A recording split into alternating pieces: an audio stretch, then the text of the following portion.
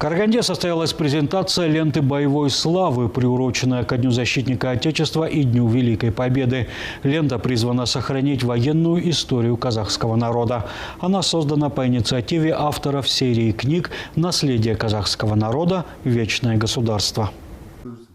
Авторы проекта отметили, что эта лента имеет большое значение в деле воспитания подрастающего поколения. Здесь изображен Ширак Батыр, который во время саков внес огромный вклад в борьбу с захватчиками.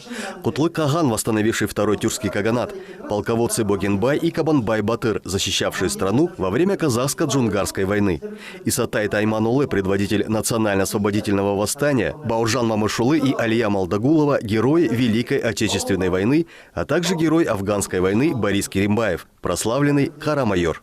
Если далее пойдем по ленте, все исторические личности, они именно внесли огромный вклад в сохранение целостности и независимости. Предпоследний символ – это символ Бескару, то есть сам по себе Бескару очень у нас давно используется у казахов. Это 5 основных видов оружия, которые используют казахи при защите своего отечества.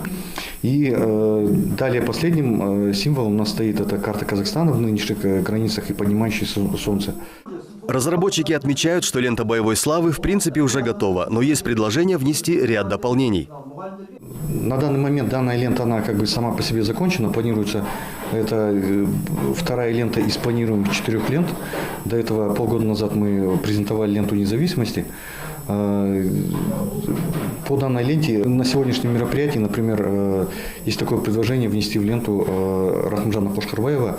Это герой, который водрузил Знамя Победы в 1945 году, всем известный. Если будут более такие предложения, которые имеют под собой историческую какую-то ценность, данная лента будет, возможно, изменена. В целом, данный проект является 23-м проектом серии книг «Наследие казахского народа. Вечное государство». Ранее организаторы представили уникальные проекты, такие как «Лента независимости» и «Казахский национальный календарь».